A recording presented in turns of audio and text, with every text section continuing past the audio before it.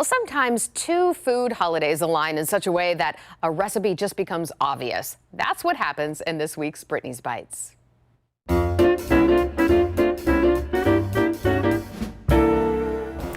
It is National Pancake Day, and some websites also say it's one of 2 days that some people celebrate Johnny Appleseed Day. So I was thinking, what if I did something to sort of combine both of them? So I'm making a type of pancake and making it apple flavored. So we're gonna make an apple Dutch baby. This is so great for a light and fluffy pancake that actually can serve a few people, and you don't have to stand over the stove and do one by one individual pancakes. So I have a cast iron pan here, and I've got butter already melting, as you can see, so I need to get started. I'll go through the steps one by one. I have 3 gala apples here that I have sliced and also peeled. You do not have to peel them. I do like doing that, so I do that in all my recipes, but it's a little extra time consuming. So I have 3 of them here ready to go into, whoa, and splash them into the pan there. You can hear it's very hot. You might want to turn it down just a little bit. So also to that, I have combined here already a 1/4 cup of brown sugar and also a 1/2 teaspoon of cinnamon. So cinnamon and brown sugar in here. You don't have to be exact. And I'm actually just going to put a little bit in here because I want to save some to sprinkle on top at the end. So basically we want to just mix this up as I get it everywhere and make sure that these apples cook down and get a little softened. And then they'll create this lovely sort of brown sugar cinnamon butter goo as well. As you can hear, it's really sizzling.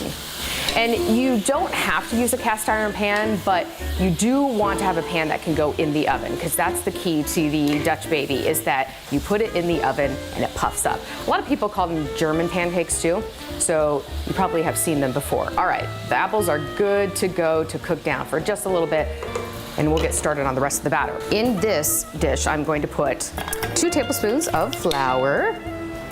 There we go. And then I'm going to put a 1/4 teaspoon of baking powder. And this is creating our pancake batter. There we go. I'm going to mix those together. Okay, got those combined. I'm going to zhuzh the apples for a second. Oh, they're looking and smelling so great. And this is basically going to be the base of your pancake, and you're going to pour the batter on top. So I have 3 whole eggs in here, and then I have a 1/2 cup of milk that I'm going to add to it. So I'm going to mix these up, whisk up the eggs. Again, 3 eggs and a 1/2 cup of milk here till we get it combined. That looks pretty good. And we just want to add to that our flour mixture.